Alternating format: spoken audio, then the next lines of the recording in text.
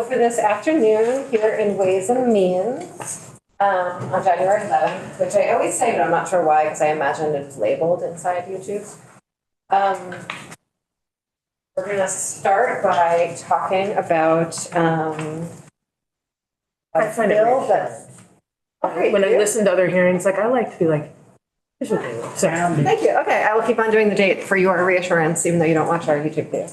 Maybe there are other people who also find it reassurance. That's what it is. So we're going to talk about a telecom tax modernization bill. Some context for folks. There are certain aspects of our telecom law, tax law, that have just not been updated in a very, very long time and needs just their standard cleaning and polishing. There are aspects of our telecom law that technology has cleaned and polished itself and we have not kept up. And then there's the fact that we've spent a lot of time talking about in previous years that there are a number of funds that are funded by taxes and fees that are sort of rapidly dwindling because of the way we tax them. And so there are sort of revenue neutral options that would be a growth option rather than a reduction option. That's sort of one of the problems with 3911 fund. So a few of our members spent the summer digging in based on a presentation that Maria gave to us last year that highlighted some older pieces of our telecom law and put together a bill for us. Well, actually, Maria put together the bill. Thank you. So I'm wondering if anyone on the committee wants to sort of give any background on your work before we jump in. Yeah, Peter, go for it. I'll start. Our intent was to try to play catch up with the evolution of technology in the sense that 15 years ago, the focus on revenue raising was given the telecommunications and computer hardwire or microwave universe at that time. That's obviously been completely overhauled. There are only a few remnants of that. The remnants that we still tax have done what remnants do, which is shrink, including the revenue pools.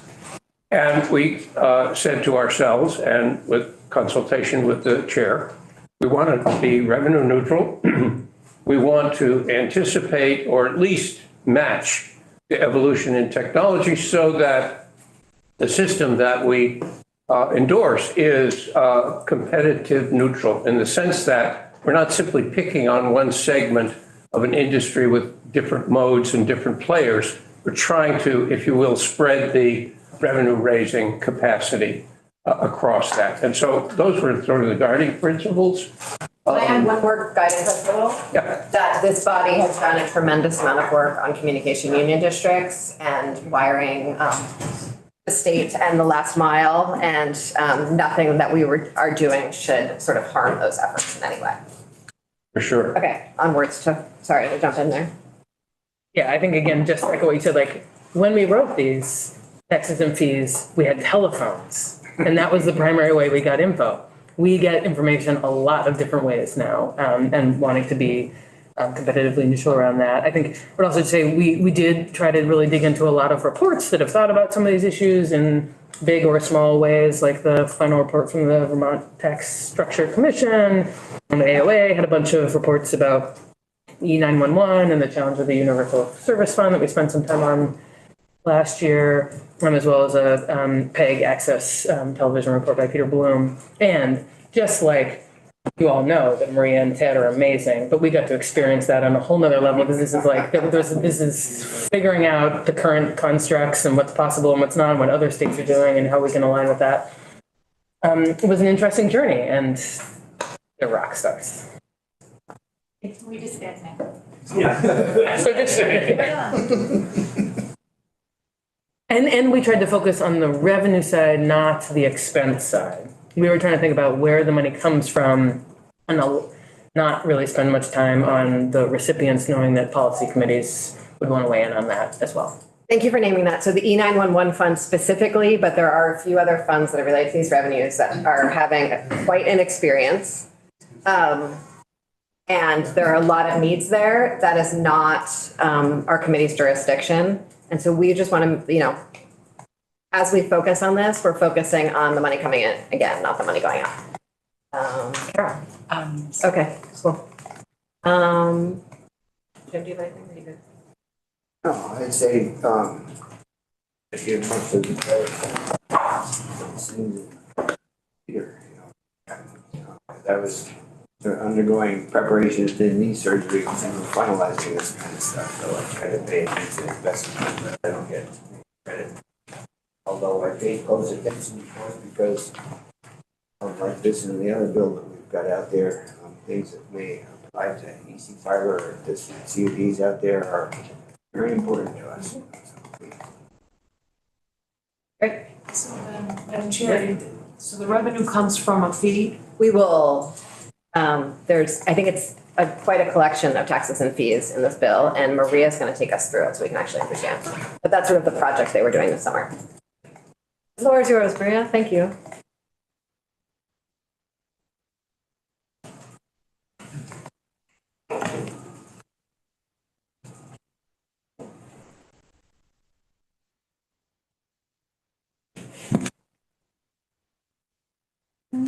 Good afternoon.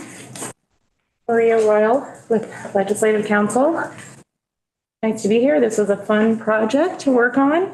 I'm still learning, but hopefully we'll make some more progress, at least understanding the landscape and more specifically the proposals in this bill, H 657, which I will also, it's posted obviously, and I will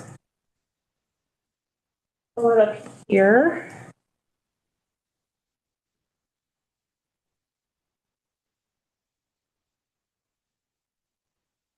Okay, great. So just a few introductory comments. So obviously H 657, an act relating to the modernization of Vermont's communications taxes and fees.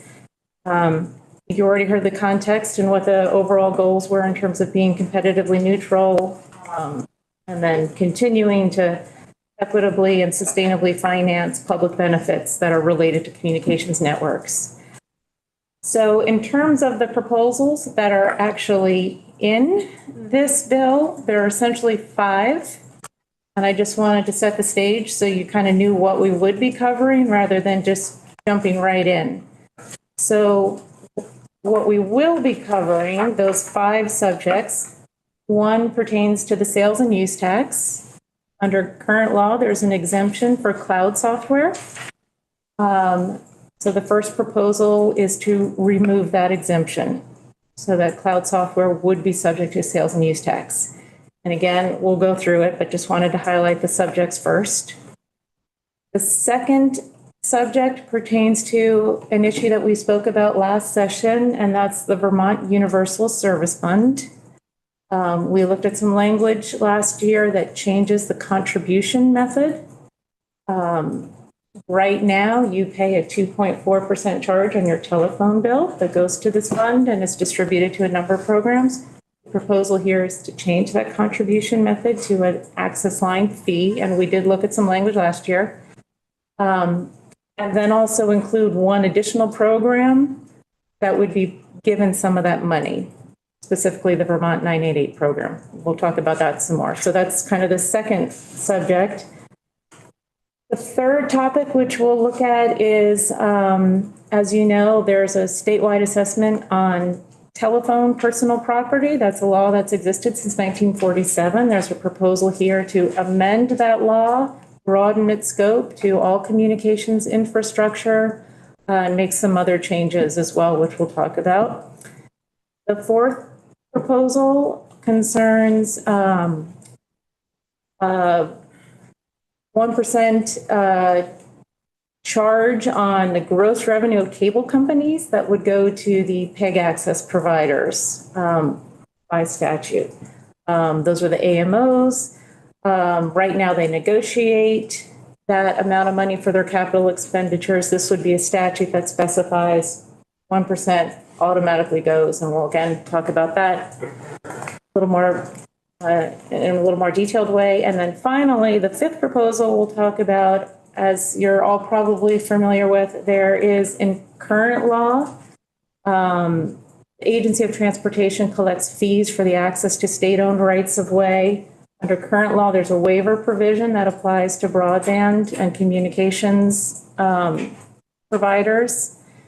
This would remove that waiver provision and ensure that that money is collected. So that's very broadly, those are the different topics that we're going to talk about. So that being said, the first section, actually the first 4 sections are removing that exemption for cloud software. There, I'm just going to say this. So this language was taken from a bill that the House passed. So you're all familiar. That's what I thought. The only thing that I'm going to say about this, so you're familiar, there are 4 sections. Kirby Keaton, as you know, is your tax attorney. He's been working with the department. There may be a simpler way of doing this that involves just repealing the exemption that doesn't take 4 sections. That's all I'm going to say about that, but accomplishes the same goal. So you might see different language at some point, but so having said all that, we can then skip all the way to page 4, section 4 and page 4.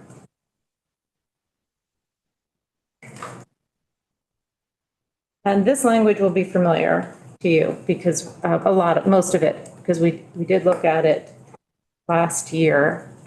So this is the Vermont Universal Service Fund. As I mentioned, there's a 2.4% charge on your phone bill. The proposal here is, you can see on line 5, to get rid of the proportional charge. And then further down in section 6, with one exception I'll talk about in a moment, you'll see line 13, there's now, the proposal here is to have a 70-cent charge. That's a monthly charge for each retail access line and service. And there's some definitions, so we'll talk about the definitions further along in the bill. What I just wanted to point out is that exception, and again, you looked at this language, the exception, that's for prepaid wireless telecommunication services. Those are the, if you buy the cards or the phones in a store, you would still pay the 2.4% charge on your bill. So that wouldn't change. This would be for basically postpaid services. Representative Does this mean the cell phone, that if you have a cell phone, that you pay for each line and the cell phone? It would be subject to a 70% charge. All voice, 70 cents monthly. And what if the holder of the line lived outside the state and the person who had the phone just was on their plan? Yeah, so we'll look at some of the definitions. There's an attempt to address those types of issues. And some of it has to do with where you're physically located or what your billing address might be, but there may be some situations that are not covered. But let's go through those in a little more detail, look at the language and keep that in mind because it's a good question. Yep. So we're getting away from the definition of lines as meaning hardwire. Correct. Okay. Yes. So think of all voice telecommunications delivered over wire or wirelessly, including VoIP.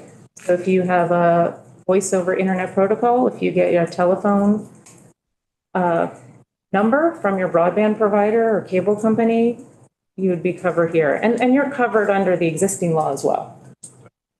Right? So so maybe if we look at the definitions, it will address some of your concerns and maybe raise some others. So in terms of an access line, it means a wire or wireless connection that provides real-time, two-way voice telecommunication service or interconnected VoIP service to or from any device used by a computer, regardless of technology, that is associated with a 10-digit telephone number or other unique identifier, and with a service location or place of primary use in Vermont, and that is capable of accessing the 911 system.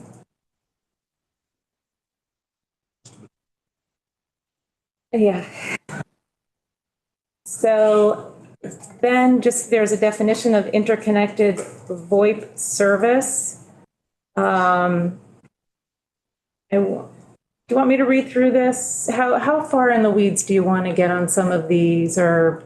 I'd love it if you did sort of section descriptions, but not read to us. But not quite, okay, okay, yes. Well, mostly okay. just because I can't stand it when that happens. Okay, great, no problem. We're officially frank. Okay, so I And I'll read. That's really the summary. Yeah, so mostly just want to get the scope so that you understand what's covered. Place of primary use, again, trying to get at the location issues that are going to come up. So for mobile telecom, that could be a street address where a customer primarily uses their cell service, a residential street address or primary business street address of the customer, or within the service area of the telecom provider. So just wanted to flag mostly that, there are attempts to define place of primary use for interconnected VoIP service. There's also an attempt to define where that VoIP service is located and whether the charge applies. And then finally, I just wanted to say that in terms of the exemption, who would not be covered or were not, the consumers that would not have to pay, there's an exemption for current Vermont Lifeline subscribers. What about somebody new that gets on Vermont Lifeline? I'm sorry. Is that gonna, will new people on Vermont Lifeline be exempted? Yes. Yep. You said current. That's what threw me out. Oh, okay. Current and future. Yep. Anybody, if you're on Lifeline, you don't pay this. Yep. Under this proposal. So regarding section 4, I don't know if you call the talk to over here, section 4, then does the sales tax replace what we have exempted them from? 6% sales tax or what? No, so that's separate issue. So the sales tax was just related to cloud software, remotely accessed computing software. So you're expanding the sales tax coverage to software that's currently exempt. This section doesn't concern the sales tax. It's just the charge on your phone bill, the universal service charge that everybody pays on their phone service. Yes, I understand. Okay. But going back to section 4, the section 4 says pre-written software accessed remotely. Yep. Is repealed. Yes. So the exemption from tax is repealed. So are we replacing that with something that they will now be taxed, and how much and what is the tax? Yes, it's 6%. 6%? Yes. Right. The sales tax, they were exempt from the sales tax, and now they would be subject to the sales tax. Okay. Yep. Right. And so, so in current law, pre-written software is actually included in the definition. But in 2015, the General Assembly in session law said, but not remotely accessed. You had an exemption in session law. So you're now taking that exemption out so that, and there may be some, like I said, this language may change and there may be some refining of the definition of things that are included or not, but yeah. Sure. So then the next kind of subject within the Universal Service Fund, you'll see I'm in subsection B, and that stricken language. In 2019, you raised the surcharge from 2% to 2.4%, which is what it is now. But you also specified that the money raised from that increase of 0.4% was specifically earmarked for broadband. So the proposal here follows that model, and basically says 17%, which is 1/6 roughly, would similarly continue to go to the Vermont Community Broadband Board. So again, that's meant to track the current financing model. But I just wanted to point that out. Then in terms of, so section 7, again, this is just for the prepaid wireless, still subject to the 2.4% on all retail sales. So no change for those products. So you'll recall in terms of the money going out from the Vermont Universal Service Fund, and the programs, just as a refresher, other than the fiscal agent that manages the fund, there's the Relay Service, which is a service for hearing impaired. There's the Lifeline program, Vermont Lifeline, which is a subsidy for low-income households. 911, which is the bulk of the money. I think their budget has been at least $5 million. This fund has been raising about $5 million. That's been part of the reason this issue has come up in the past, how to have the resources to fully fund some of these programs. So what is new, I mentioned that there was a new program included, and so you'll see the Vermont 988 Suicide and Crisis Lifeline Centers referenced, which would also be included as a program funded, and then a little bit more of a description of that program, which is operated by the Department of Mental Health. You'll see the monies available for their operational and capital costs within annual limits approved in advance by the General Assembly. So last year in, I believe, the big bill, you appropriated about $275,000 for the 988 centers, which is not to say that that is the only amount of money that they need for their operational costs. But I think Ted can maybe speak to this a little bit more. I think we're waiting for the budget the governors recommend to see what kind of budget, what they would be asking for if they were fully funded. But this is just to put in a legislative oversight, recognizing that this is a limited fund as well.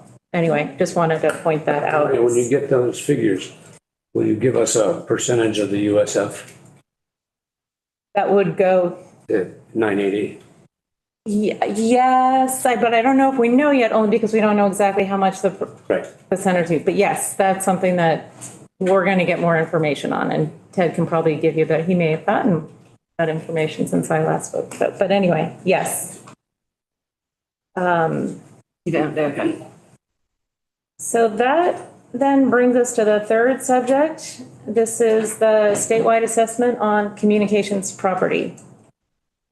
And I'll just read, this is a statement of intent that's meant to apply generally to your consideration of this proposal. So this is a statement of legislative intent. It is the intent of this act to impose an assessment on communications property that promotes equity and administrative efficiency. The specific property valuation method enacted should reflect, to the greatest extent practicable, the recommendations of the Department of Taxes and industry stakeholders and the best interests of the public. So no doubt you'll hear from some of those folks as you further consider this proposal. So that being said, so now we are looking at an amendment to an existing law that was enacted in 1947. So this is under Vermont corporation taxes, there are statewide taxes on certain sectors of the economy. This is specific to telephone companies and their property. And under current law, phone companies on their business personal property pay 2.37% of net book value of their property. So in general, what we're talking about are telephone poles and wires. The department, with the evolution of technology, has expanded the scope of this to also include cell antenna, wireless facilities. I don't know if it applies to cell phone towers. But what this would be doing is, and we're going to look at the definitions because it's really important, a couple of things. One, changing net book value to fair market value to try to understand that the value, there may be a greater value than the actual net book value, which may have been depreciated, which is what's happened over the years and why there isn't a lot of revenue coming in, even though the network may be more valuable on the fair market. So, but let's look at the definitions because I think that's where will help you to understand exactly what's meant. So no longer just the traditional sense of telephone property. So what's covered by communications property that would be subject to the assessment are both, and I say both because this first part deals with tangible facilities used to enable real-time two-way transmission of information. That's part of a local, state, national communications network. So this is broadband. This is any kind of voice, like I said, antenna, towers, any facilities, any wires on a pole, as well as tangible facilities that are part of a cable television system as defined in statute. So if the cable company has infrastructure that's specifically rated to cable programming, that also would be covered. So there's no. Does that include a satellite dish? So it would if it's attached, if it's property owned by a provider in the state. But if the customer, so that's a great question. My understanding, and this should be confirmed, is customers generally purchase the item and have it installed on their house. So whether you want satellite dishes of days mostly gone by, and there's the little bitty satellite dishes. Right. Days today. Right. Those are usually purchased. Well, if they're, well, so that's something to, yes, yeah. And if they are in purchase of their lease, do you want it to apply and how would it? Yeah, it's a great question because I'm not sure and I don't know if all providers do it the same. So just to kind of clarify, this term includes wires, cables, conduit, pipes, antennas, poles, wireless towers, machinery, distribution hubs, splitters, blah, blah, blah, listing all of the various different types of equipment that would be considered network equipment. And then I mentioned that was the tangible side of it. Also included in this definition, any lease, license, permit, or other contractual arrangement pursuant to which the communication service provider is authorized to locate tangible communications property on public or private property in Vermont. So this might be an easement. It might be a certificate of public good for the siting. Any value that contract or permit has would also be subject to the assessment here. Yep. And you said at the beginning that the goal is to have this revenue neutral. What does that mean? So I think that's going to depend on some of the numbers, how much it raises, but that was the idea. I think, and I'll let the sponsors. Less would be raised somewhere else? Is that the? I think that's going to be part of the conversation once you get the numbers. But I think the intention was, I don't know if I should speak for all of. One of you like to clarify? You say, What Give it a shot. well, I think that has shifted. For Representative Taylor, I'm just saying that's who you're answering. Oh. Whoever wants to answer. Okay, I don't care. the trend has been for the pool to have shrunk for at least the last half dozen years. Right. So neutrality, in my mind, doesn't mean just raise what was raised last year, because the problem is what was raised last year is inadequate. We're trying to go back, if you will, to a robust enough revenue stream that each of the intended original beneficiaries are made whole. That helps you. Yeah. So it may raise more than it did last year. And that it would be sources that will grow into the future rather than shrink in the And, future, along with sort of like natural growth in an industry or I understand. inflation. Yes, Representative Sims. And I think emphasizing that competitively neutral became maybe even more of a core focus to treat all of the different technologies consistently. Okay. I got it. Other questions? So just to clarify, and I think this now will be probably pretty obvious to you, in terms of a communications provider, the owners of those facilities, so that could be the incumbent local exchange carrier, or competitive local exchange carrier, wireless communications providers, cable television providers, and internet service providers. What's not included, or providers not included, are electric distribution or transmission utilities. They are subject to a separate property tax. A person engaged in the resale of voice or broadband service who does not directly own or control communications infrastructure in the state. I'm actually not sure that's necessary. That's modeled after the existing language, but they already may be excluded by the fact that they don't own or control the facilities.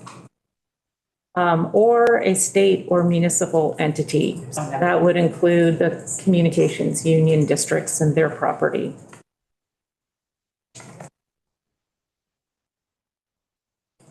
And so existing law that this tax is in addition to income taxes that might be owed.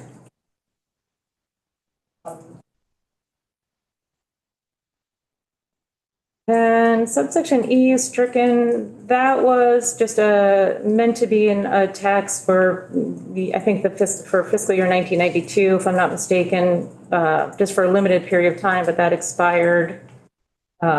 So just deleting that old language. The transfer provisions, so if you're transferring property in the middle of a tax year, those provisions are pretty much the same as they are under current law. Similarly, and this is, for your consideration, if you want to make changes, there are no substantive changes to the alternative tax. So instead of paying the tax we just went through, there is an alternative to paying that, as well as income tax if you qualify under the threshold that's included here. So this is current law, and what this means and how it applies. I think you might get more information from the Department of Taxes, but no substantive changes here. Just wanted to highlight that that's still on the books and something for you to consider.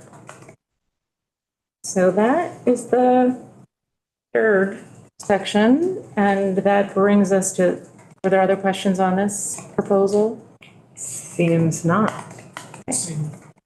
Oh, yes. Can you scroll up a little? It seemed weird to have telephone line in there. Oh, Another paragraph up. probably. And so that's under existing law? Yeah. You're right. There's probably some updating of that language that would need to happen as well. I think I just missed that. No, thank you. Good.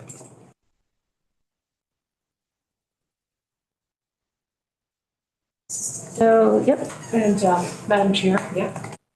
I had a question, continuing to scroll up backwards for what you already read. At some point, I thought that you read that the remaining income tax or remaining taxes due would have to be paid.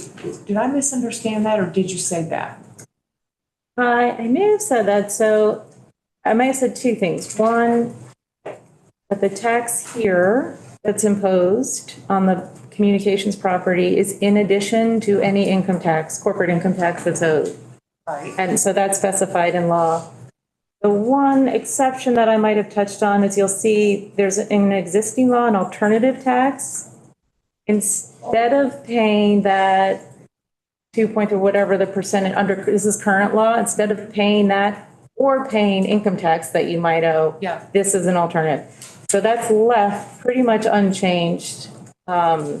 And you may want to learn more about what this actually means and who's eligible and would qualify for that. I would learn more Yeah. about that, but my question Oh. that immediately came to mind was, okay, if the previous owner sells out and he's no longer in the picture and he's gone along with the income that he earned, why does the new guy, why is he now liable for that income tax? So maybe that might be addressed, and I'd have to go back and just, look, but there are provisions in law that have to do with when there's property is transferred and who's responsible for the tax for the year. And it would be divided, it would be apportioned by the previous owner as well as the new owner. For an agreement. So why are we addressing the agreement in the new law?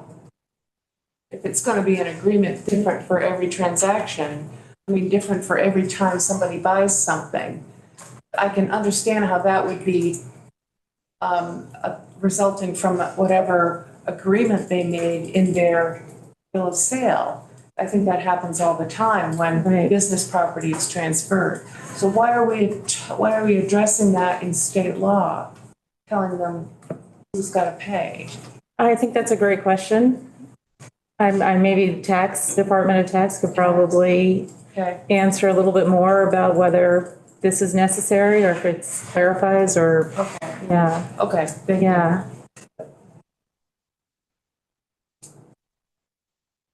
So then, moving on to section 11. So now, when we look at certificates of public good in this section, all pertain to cable television operators, cable companies in the state. They have permits to operate for 11 years. So this is amending their CPG to provide service in the state. And the substantive amendment specifies that distribution of 1% of the company's gross revenue goes to the Secretary of State to support the capital expenditures of the state's access media organizations. Those are the PEG access providers, pursuant to an annual capital expenditure plan prepared by Vermont Access Network, which is the organization that represents the PEG providers, and approved by the Secretary of State. So under current PUC rule, the individual AMOs, PEG providers negotiate with their respective cable companies for money to compensate them for their capital expenses, not operational expenses. This would up to 1%. So they negotiate, this would specify that you will get 1% and it's distributed to the AMOs statewide. This would specify that in state law. Just to clarify, because something that you'll probably hear about in conversations, this is different than right now in Vermont. The state is allowed to charge up to 5% of cable company gross revenue and do with it whatever it wants for public purposes. In Vermont, we explicitly say that 5% of cable gross revenue should go to the PEG access channels. The proposal here is for an additional 1% and leaves that 5% funding for operational costs alone. Does that make sense? So that's what that intent section clarifies. This is different than that 5%. It's 1% and it's specifically for capital costs, not operations. To the public access, Yes. that's where it goes. Yes. Yep. Exactly. So that then brings us to the final subject that's in this bill.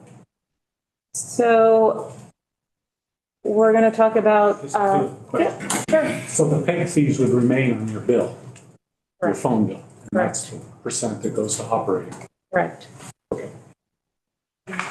Yeah. Would there be anything that would prevent the cable provider from passing through the additional 1% to customers? I don't think so. And in fact, let's see. Under the rule, the existing rule, it specifies that capital contributions are not subject to the 5% franchise fee cap, but are considered external costs eligible for pass-through to subscribers.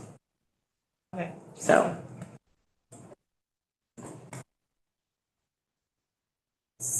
this law now, there's, Just like offer the people are welcome to take jackets off. That feels appropriate to them. Because the temperature. Because it's after, we don't actually have rules about that in Canadians. Sorry, back to you, Marie. so this subject is about the right-of-way fees that the Agency of Transportation is authorized to collect from entities that want to use or access the state-owned rights-of-way. And am I remembering right that we already have laws about this, but they're not being, the rents are not being collected? Correct. So if you look at section 13, it's amendment to an existing law, you'll notice that all of this is existing law, it's not underlined. So this is all current law, the authority to collect this money.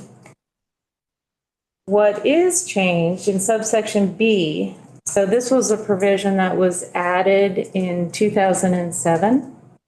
And it basically, the stricken language, allows the agency to waive the charges for access to right-of-way or any broadband provider or wireless communications provider.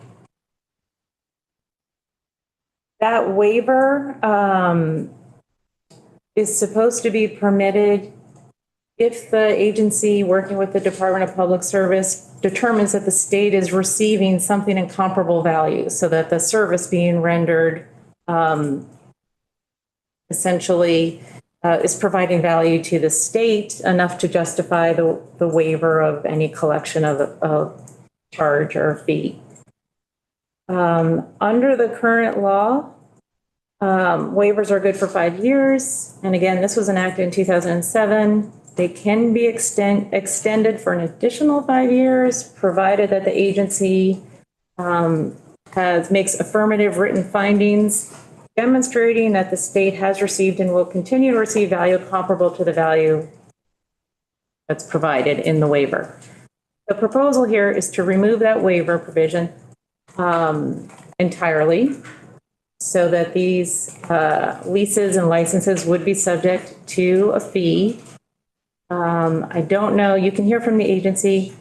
I don't believe this money has ever been collected from broadband or wireless cable providers. You'll remember, I don't know if you've heard from this auditor, but Doug Hoffer did a report looking at this issue and whether the monies had ever been collected and et cetera. So the proposal here is just to remove the waiver altogether and specify, and thereby specify that the money should be collected. There is, however, an exemption, and that's the new language that begins on line 17.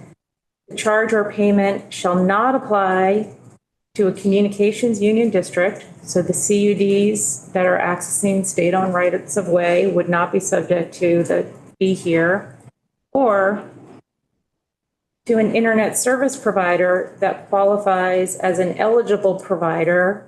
And the reference there is to the construction grant program that the Vermont Community Broadband Board administers. So if you're an eligible provider under that program and the lease or license of state-owned rights of way is part of a universal service plan, which is a defined term, as certified by the Vermont Community Broadband Board. So if you received a grant to build out into an unserved area, you're not going to be charged the fees for that area. So I'm aware that some CUDs are basically, it doesn't make sense for them to build the plant themselves because there's just not enough customers and they're just asking one of the major providers to build it out. So I think what you're saying is when that major provider has a contract with the CUD, they wouldn't pay that for those particular miles built. Is that accurate? I think that's correct. That's what's intended by here. So if it's part of that universal service plan and they're receiving funding, if that needs to be clarified in any way, that's a good point, that model, because I think you're right. That's a typical model, but that That is the intent, so. And then finally, part of this section is just a report back by the agency to you, to the legislature beginning next year, so that you can keep track of what's being charged and how much money is being collected from this. The only other thing that concludes kind of the subjects of it is just you'll want to be thinking about effective dates, how some of these affect, what the timing is, the implementation period. There may be some technical issues that need to be thought through a little bit, but. So that's what I have prepared. Yep. Representative Bodie. Thank you. I'm wondering, for the 1% of the company's gross revenue, should we define that as gross revenue as defined by the Internal Revenue Code of the United States of America, or because can gross revenue, can a company decide that they're going to call something it's gross revenue something different from gross revenue on its books? How's it going to work? Maybe that's just not an issue. I'm just. Don't we define revenue in tax statute? There are probably definitions, and I'm guessing that there are definitions in the PUC rule that currently applies, but it might not be a bad idea to specify as defined in PUC rule. Thank you. So we've been over the details of what will happen. If we step back and try to see the big picture, what is it we're trying to do here? I remember that we read through the intent, but what is the objective? What are we getting rid of that we don't like? What do we do like that we're replacing it with, and why? I wonder if it would be helpful for us to finish going through the bill and then maybe, I know for me, seeing a table of sort of revenue loss and revenue gain sometimes helps clarify my head on things like this. And I wonder if that might help answer your question. Sorry, I thought she had stopped. Yeah, that's okay. Yeah, I'm pretty much done. Great, okay. So, great. Yeah. Thank you, Madam Chair. That would be helpful. Okay. Thank you, Maria. You're welcome. Yeah. We might need to hear an amendment to H72. So I'm trying to figure that out loud right now while I think about it. But why don't you come on up and talk us through the telecom bill stuff? Sure. Great. I don't have a huge amount prepared at this point. I can kind of give broad strokes and some fiscal considerations and then talk a little bit more about what I will have for you in the future. So to start, there are kind of three, at least from the revenue side of things, there's kind of three components in my eyes. There's the per line charge and revenue for the Universal Service Fund. There are changes in personal property taxation. And then finally, there's the cloud pre-written software accessed remotely piece that'll add to the sales tax base. And so preliminarily, the 70-cent per line charge, we raised 7.28 million. The percentage charge, I used to have audit raises a little bit less than that. I would have to dig it up.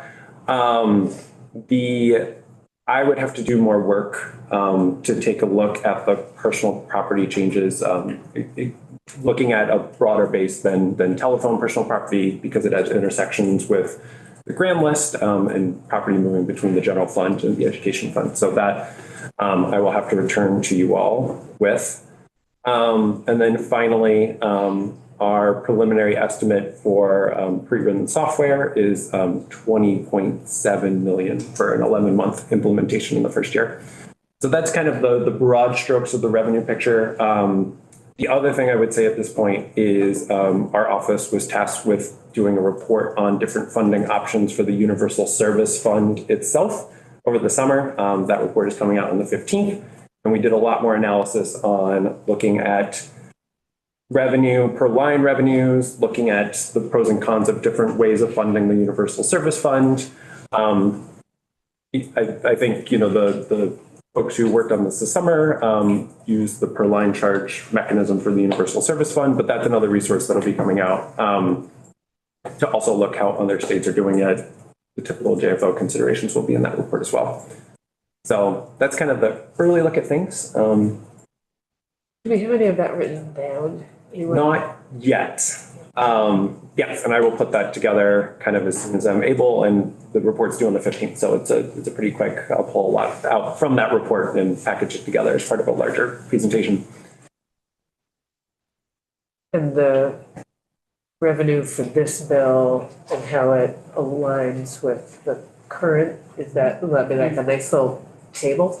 Oh, of course. We love a good summary table at JFL. And I think that's helpful for the committee as well. Thanks. Of course. Yeah, sorry, Kara. Thank you. So do you ever look at, for example, where in geographically funds or the revenues coming from in the state? Geographically, no. That was not. How easy is that? I think that would be quite complicated to do just kind of at a first initial reaction. We would have to get information about, my guess is that it would be roughly correlated with population, right? Like folks have lines where they are, there could be greater concentrations where there's more business activity, for example.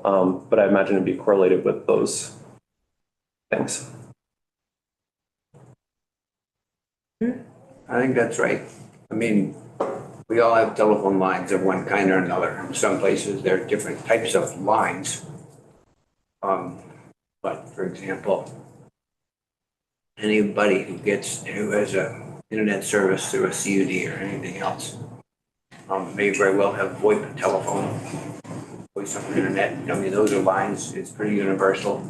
It's straightforward, well understood. There's no squirrely stuff there, I think. So. I'm also wondering about the personal property. That is not necessarily population. That is correct. And that, I think when I'm able to do more analysis on the what's in the grand list, what's currently going through the general fund and the current telephone personal property piece, when I'm able to really dig into that analysis, I would have more information about the geographic distribution. And would cloud be, that's mostly businesses? So that is business, and if you are a person who accesses pre-written software remotely. We have a pretty comprehensive presentation on Yes. that is on our website. Yes. Yes, and I can share that. Pre-written software can be almost anywhere. Anyone who's a web entrepreneur, for example, or something like that. So the more we spread that kind of work out into the hills and beyond, the more that applies to, which is fine. I have a question about the personal property. Is this going to be a more uniform way that municipality to municipality, how they tax, how they charge the utilities? In utility, right. So it would be currently, personal property varies quite a bit between different municipalities and whether they choose to exempt it versus whether they tax it. And this would be assessing telecom personal property across the state would be the intention. So that would smooth out some of the differences. Yes. So the personal property, if a municipality taxed personal property, to be an additional tax on that? It would pull the personal property that is owned by telecoms outside of that kind of personal property pool and apply this statewide kind of system. So municipalities that were using that for something else, it gets pulled from them and then they. Well, not on the municipal I side. need to see, Yes. you can give me an example. Mm-hmm. Sure. Not off the top.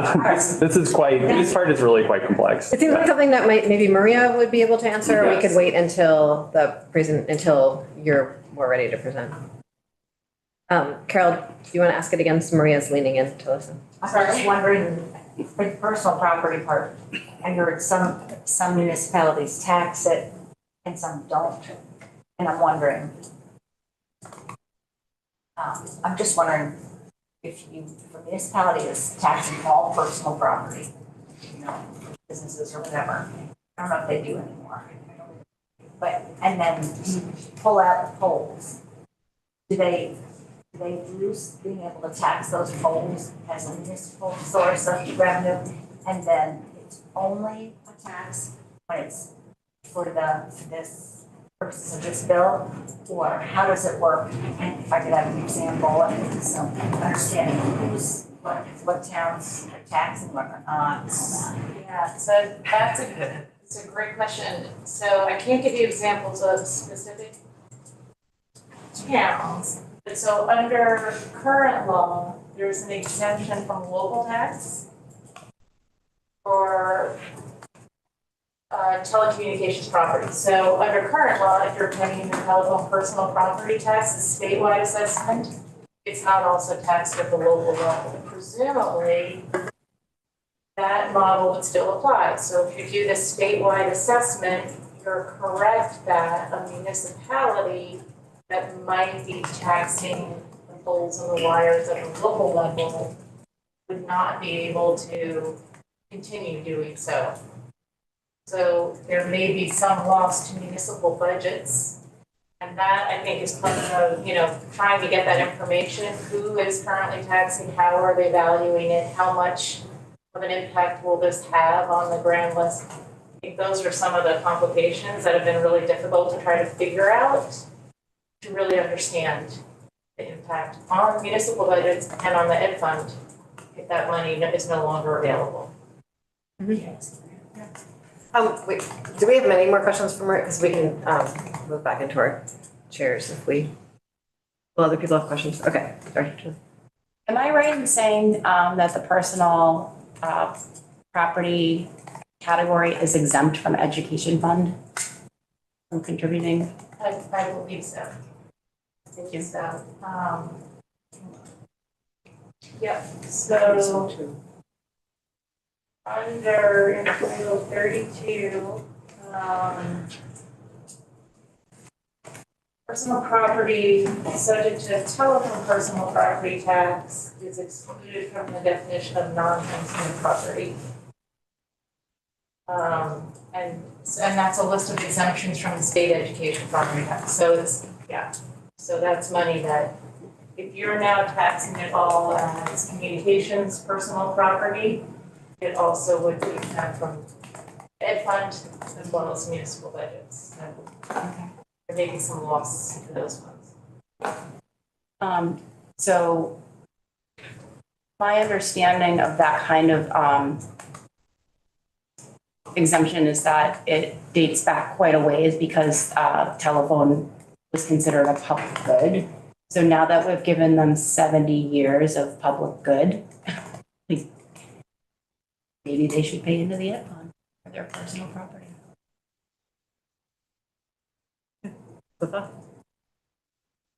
And that kind of statement of intent is what I'm talking about, that we should be able to articulate why we're doing this, what's the reasoning, the rationale? Why are we changing how we're taxing these people and changing it to something specific? What is the greater good here that we're impacting? Bothers me that we can't do that. Would any of the sponsors of the bill want to try to do that? Part of it is to protect the architecture of the PEG access network as it already has been built out and protect it. That's includes an operating kitty and a capital city. And the other is to assist the Universal Service Fund and E911 are the two major beneficiaries. And I don't think anybody would argue that they are not intimately connected with the public good. And the pool to fund those has been shrinking. And so we're really trying to restore, if you will, the long-term funding for those which I consider to be essential public services. The universal service helps people have telecommunications who otherwise can't afford it. E91 supports the whole dispatch system.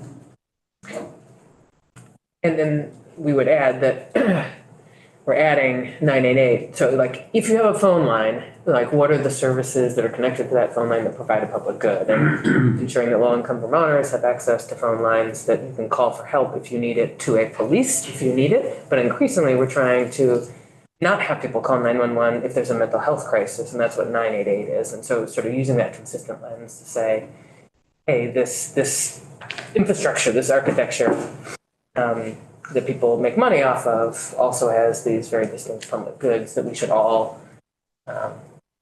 bear a fair share to invest in and ensure are available to Vermonters. What I also see is that you have a bill with multiple sections, and each section might have a slightly different goal. And they're all put together into the same bill because they're all modernizing telecom taxation laws. But they all might have slightly different intent or goal. So it might be helpful to talk about it section by section in terms of intent, and rather than the overall bill, which is just, the intent is modernizing telecom taxes.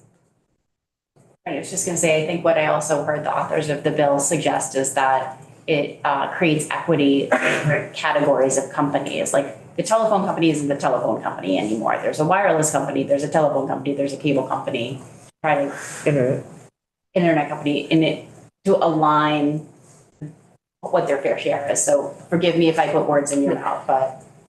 Right. So maybe we were answering that question about the USF section of the bill. If we were moved to the like telephone personal property tax piece right now, the folks who are bearing the sort of full load and increasingly diminishing contribution, telephone personal property tax, like time to spread competitively neutral way across all of our telecommunication providers to support the uses of those funds that provide public benefits. Yeah, I used that phrase, excuse me, that it was meant to be competitively neutral in the sense that you weren't loading all the burden for the USF on one kind of provider. That was the point, Bill.